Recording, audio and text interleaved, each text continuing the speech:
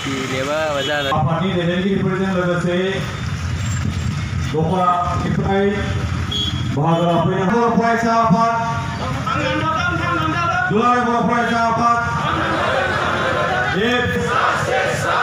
We want justice.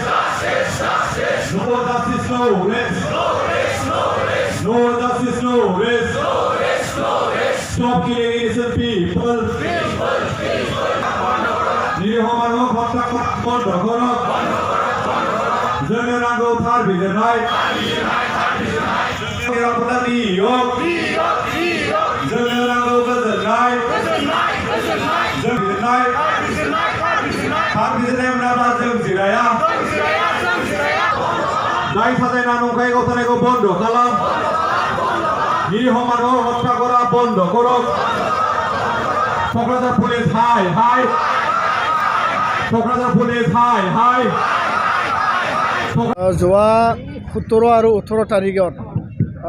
কক্ৰাঝাৰত Ultapani Lungchung ফৰেষ্টত যি এটা fake encounter হৈছে ভুৱা সংঘৰ্ষৰ জংচাৰ মোছাহাৰী আৰু জনক কুমাৰ ব্ৰহ্ম দুয়োগৰাকী প্ৰাক্তন NDB সদস্যক বৰ্বৰভাৱে যি ফেক এনকাউণ্টাৰত হত্যা কৰা হ'ল ইয়াৰ প্ৰতিবাদত আজি ইয়াত আমি প্ৰতিবাদী কাৰ্যসূচী আমি ৰূপায়ণ কৰিছোঁ। মূল কথাটো হ'ল যে এই যি ঘটনা সেই ঘটনাটো আমি তীব্ৰ ভাষাৰে গৰিহণা দিছোঁ, আমি নিন্দা কৰিছোঁ আৰু শান্তিৰ বদলেনত আমি কেতিয়াও কোনোবা পুলিচ আৰ্মিৰ আৰু কোনোবা সশস্ত্ৰ সংগ্ৰামৰ নামত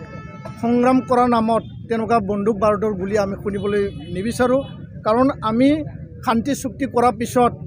এই যি ঘটনা সেই ঘটনাই আমাক মনত আঘাত দিছে, সেই ঘটনাই আমাক অন্তৰ আত্মাক আমাক চুই গৈছে আৰু তেওঁলোকে যিহেতু পুলিচৰ কাষ্টডিত আছিল তেওঁলোকক যিহেতু 17 তাৰিখে সন্ধিয়া তেওঁলোকক বাইক এক্সিডেণ্ট হোৱাৰ পিছত ৰাইজৰ লগত সহযোগত তেওঁলোকক কৰায়ত্ব কৰি পেলাই হস্পিটেললৈ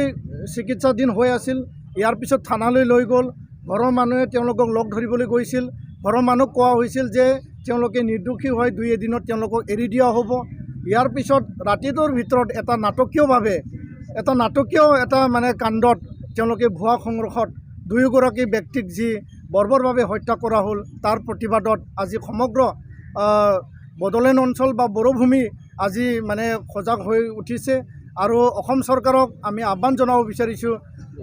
সন্মানীয় মুখ্যমন্ত্ৰী ডাঙৰীয়াক আমি আহ্বান জনাব বিচাৰিছোঁ এই যে হত্যাকাণ্ড এই যে মানে ফেক এনকাউণ্টাৰ ইয়াৰ ওপৰত উচিত বিচাৰ তদন্ত কৰিব লাগে আৰু দুৰ্ভগীয়া পৰিয়াল বা এই ভিক্টিম ফেমিলিয়ে ইয়াৰ উচিত বিচাৰ পাব লাগে, তেওঁলোকক পৰিয়ালক সংস্থাপনৰ কাৰণে বিহিত ব্যৱস্থা ল'ব লাগে আৰু এই ঘটনাই যাতে বড়োভূমিত বড়োলেণ্ডত শেষ ঘটনা হওক আৰু তেনেকুৱা কোনো গুলি বাৰুদৰ আৱাজ আমি শুনিবলৈ নাপাওঁ আৰু এনেকুৱা কাণ্ড যাতে পুলিচ বা প্ৰশাসনৰ দ্বাৰা যাতে মানে এনেকুৱা ভুৱা সংঘৰ্ষ যাতে কেতিয়াও নহয় তাৰ কাৰণে আমি আৰক্ষী প্ৰশাসনকো আমি সকীয়াই দিছোঁ। কিয়নো এজন মানুহ কৰায়ত্ব কৰিছে, তেওঁক আইনীভাৱে ব্যৱস্থা আছে, তেওঁক ন্যায় তেওঁক মানে ইনভেষ্টিগেশ্যন কৰিব পাৰে, ইণ্টাৰগেশ্যন কৰিব পাৰে, কোৰ্টত লৈ যাব পাৰে, কোৰ্টে আইনমতে দণ্ডনীয়ভাৱে যিখিনি ধাৰা আছে ইয়াৰ অধীনত তেওঁ যদি দোষী হয়, তেওঁ যদি কিবা বেয়া কাম কৰিছে, তেওঁ যদি কিবা বেলেগ কাণ্ডত যদি লিপ্ত আছে তেখেতক শাস্তি দিব, ন্যায়হে বিচাৰ বিবেচনা কৰিব। তো আৰক্ষী পুলিচৰ প্ৰশাসনক কাকো এনেকুৱা ফেক